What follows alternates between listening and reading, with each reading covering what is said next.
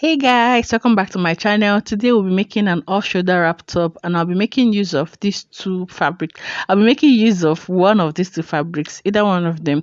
So for this off-shoulder dress, comfort is key. So I'm looking for this fabric that stretches more than the other. Alright, so whichever one that stretches more would be the fabric I would use for this tutorial. Now note that you can make use of Ankara, crepe, chiffon, whatever type of fabric that you find, but for me I want a stretchy fabric because comfort is key to me whenever I'm putting on any outfit. Now on the table I have my basic bodice pattern, and this is my chest line, and the length of the top is 1 inch 1 inch after the navel length. Okay, so if you want yours to be before the navel length, you can do yours like so, but I want mine to be 1 inch after the navel length. Okay, so you can make your usual crop top the length you use for your crop top, whichever one. So but this is what I want. Now I added 1 inch hemming allowance after the navel length. Okay, after marking 1 inch after my navel length. All right, so that's just what I've done here. Then I've taken half of my shoulder measurement, drawn my armhole. This is my chest line. So on the chest line, I took quarter of the bust measurement, the same thing on the length of the top. Then I added 1 inch side seam allowance. Okay, so that's basically what I have here on the pattern. Now I'll be using this as the back pattern. This is just the back pattern. Now this is just the pattern. Like I didn't fold the fabric, the pattern into two for this one. So this is the back and it's just a single piece. So when I cut out, I'll place on my fabric. Now after drafting this, I would also need to cut out the pattern for the front. Okay, so I'll also get a different pattern paper to cut out. Now before I do that, remember this is an off shoulder wrap top. Okay, so from the shoulder length I'll come down by 4 inches. Okay, and this is because that's how I want the off shoulder to be. Note that you can do 5 inches or more than, but if you do more than 5 inches, it will just be falling off from your shoulder, except you use an elastic band for the sleeve, just like I did. Okay, so I did 4 inches from the shoulder. I took 4 inches off. Now I'll be cutting that out from there to the armhole, then to the bodies that I've just created. Okay, so note that you can even do 3 inches off. It's a wrap top. You can even do 5 inches, but if you do more than 5 inches, just know that it will be falling off your shoulder, or maybe you might not just need to tie the wrap top tighter around your body. All right, so I've placed another pattern underneath the back pattern. Okay, I folded this one is on fold because that will be the front pattern. So what I did was to place the already drafted back pattern and cut out together. I just want to have the same thing. The only difference is that the back pattern is not folded, while the other pattern for the front is on fold. That's why I used a different pattern paper. That's why I use the brown pattern paper, so that I can differentiate between the front and the back. All right, so after cutting, this is the back, then the one I have underneath is the front. So I'll just spread it out, open it so you can see it was folded. Okay, because this is a wrap top, we need to cover out the front. All right, so now on the back I'll just cut out the off shoulder. Okay, what I've just done, the 4 inches off my shoulder. So that's it for the back. Now we'll come to the front. All right, now on the front, what I'll just do is to notch the midpoint as the center front of the pattern. Okay, center front of the front pattern. All right, so that's just what I'm doing now. Notch the center front. Okay, because you would also need that when you're covering, maybe to determine your bust point or whatever you want to determine. All right, so now opening my pattern. Okay, I'll just use my marker to make the center front visible. Okay, so because when you're making that curve, you need to also know how long or how deep you want the curve to be. All right, so from the shoulder point, remember on the back we did -4, so here I'm marking 4 inches. Okay, so from that 4 inches I'll then curve to the length of the fabric or the pattern. Okay, if you're working directly on the fabric, but for this style I would advise you work directly on the pattern, because cutting out all this will just waste your fabric. So what I would do is just to curve from the -4 to the length of the top. Okay, so using my pattern maker, I'll just keep making a curve. All right, so now I wouldn't do directly to the length of the pattern paper. I'll come up by 3 inches. Now 2 inches actually, because after the folding allowance you'll now be left with 2 inches. So remember that I have 1 inch for the hemming allowance at the lower part. Okay, so after marking 1 inch for the lower part, then I'll mark 2 inches. So this is what I'm doing now. This is 1 inch now. Okay, let me bring the pattern closer. This is 1 inch for the hemming allowance. We need to hem it. Then afterwards, you can see sewing allowance. So you can now add 2 inches. You cannot come up by 2 inches, and that is where the overlap of the wrap top will stop. Okay, directly there, not directly to the length of the top. Okay, so I'll just extend my line to that point. Remember 2 inches, but you will do 3 inches because you will need the remaining 1 inch is for hemming the lower part. Okay, so this is what I did. Now you, from the center front, you can just place your tape to be sure that where you want the overlap to start from. Some people want theirs to be on the bust point, some want theirs to be on the under bust. So it is your duty to measure. Okay, from the center front you can just determine that. All right, so afterwards I'll cut out. All right, so if you are still watching till now, thank you for joining us. To my new subscribers, welcome to this beautiful sewing family. To my existing subscribers, I welcome you once more. Now afterwards, okay, if you want yours to be lower like I want mine, okay, I just want to be there in this time, like wear something that it's, so I'll just curve in. Okay, just make sure that you maintain the -4, and also you make sure that it stops directly on that 3 inches we came on by. Okay, so this is just another slant line that I made. So if you don't want yours to be, if you don't want to wear a tube inside, okay, you can make do with the first pattern, but I want to wear a tube inside it, so that's why I'm bringing it lower. Now I want to be sure that this doesn't exceed my bust point. Okay, so remember we did -4, so I'm placing my tape at -4. Then my bust point is 11, so it's just at where I have my bust point. Okay, my bust point is 11, so it's just there, so it works. All right, so it will just open up around my bust point, and that is what I want. And I'll wear a tube or a camisole inside. All right, so I'll just cut this out, but please, if you don't want to wear a camisole or a tube inside, you can just make do with the first line I made. That is perfectly okay. So this is the front, and I'll cut 2 of it, then the back will be cut on fold.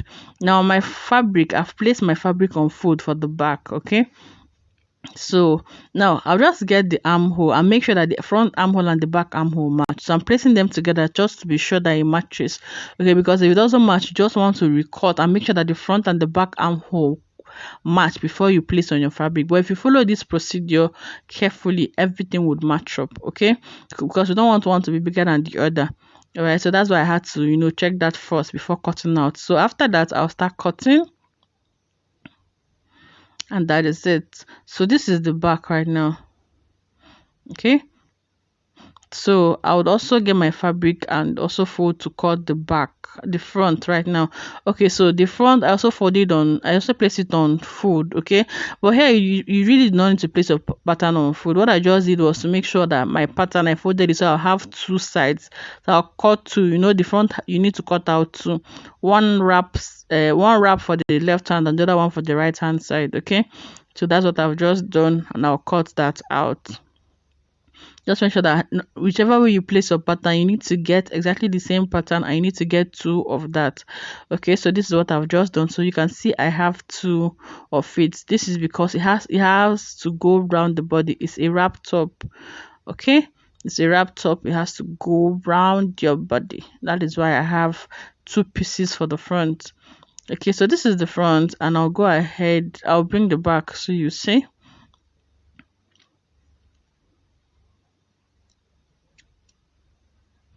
All right, so placing the back on it, you'll see that everything matches up.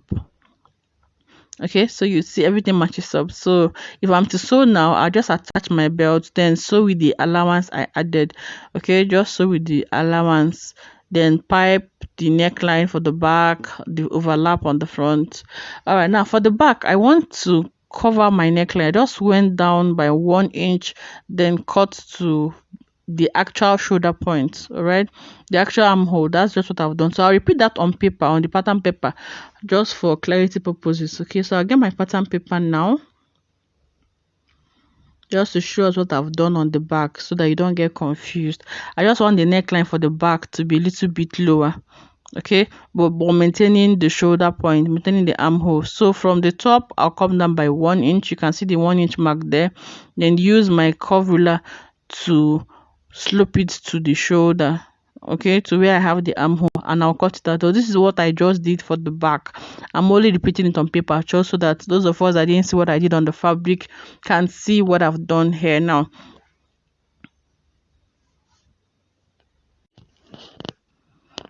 All right, so we'll proceed to cut the sleeve. Now for the sleeve, I want to have an elastic band at the top of the sleeve and at the bottom of the sleeve.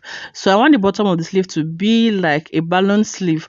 Then also want the upper part of the sleeve to have an elastic, just to have that kind of ruffles at the top. So I'll just come down by 2 inches, and this would be for my elastic casing. The elastic I'm using is 1 inch, so half inch to fold, then 1.5 inches for the elastic casing, because I want the elastic to have freedom inside the casing to move around. Okay, so these 2 inches I came down by is my elastic casing. Okay, I'll just write it down so that we can see. Casing for the elastic, this is casing. Okay, remember I said I want to have elastic at the upper part of my sleeve and also at the lower part of my sleeve. Now for the width of this sleeve, I'll measure my bicep measurement. Okay, so my bicep is 12. That's round the sleeve is 12. Okay, so I've added 1 inch seam allowance. Now you can see I did not divide it. Note that your sleeve pattern is supposed to be on fold, okay, but because I got 12, I didn't, if I just marked that 12, and that is because I would use the elastic, so the elastic would just snap everything right in.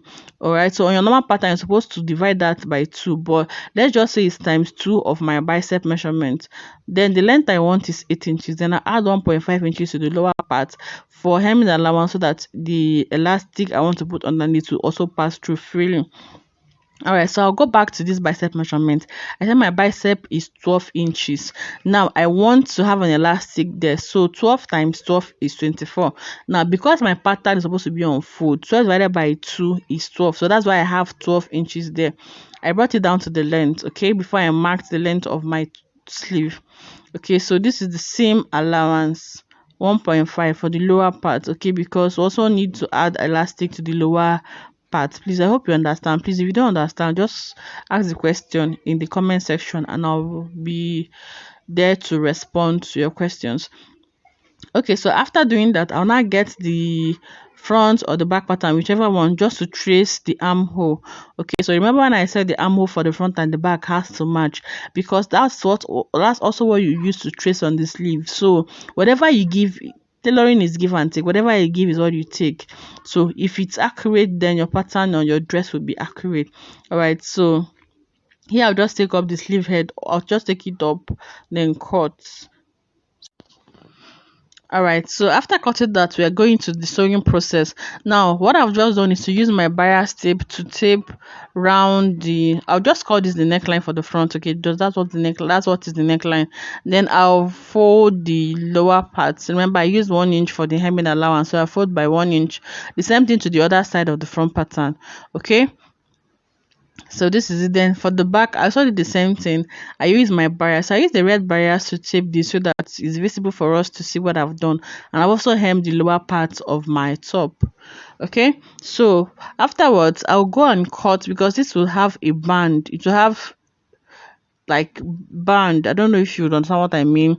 Okay, because, or maybe like a belt, let me call it a belt. Okay, so the width of this belt is 2 inches. I cut out 5 inches, so when I fold I have 2.5, and I use half inch to sew it all round, then turn it out to form my belt. I hope you all know how to make a belt. Please, if you don't, I'll make another video to show us how to make your belt. All right, so I made 2 belts, one for the left hand side and one for the right hand side. Now one of the belts would be in between the front and the back. Okay, so if it overlaps like this, we need one belt to be on one side. So whichever place you want the belt to be, I'll just put the belt on top of the front pattern like so. Okay, like so, wherever you want it, on the down part or in the middle, wherever you want it. Okay, so I'll place it like so, then get the back pattern. Okay, so I get a black back pattern, then sew, place it on it, then sew the seam allowance that I added to it. Okay, so that way I'll have the belt inside.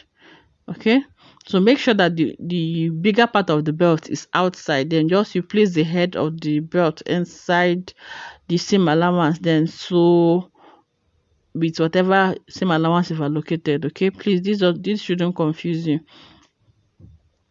All right, so on this other side I'll just join the front and the back without any belt on one side. We have the belt on one side, the other side doesn't have a belt. All right, so I've sewn the belt, and if I open up, you can see that this side I've sewn the allowance on that side. Then this is the side that has the belt. You can see how the belt is. Okay, you can see this is the belt.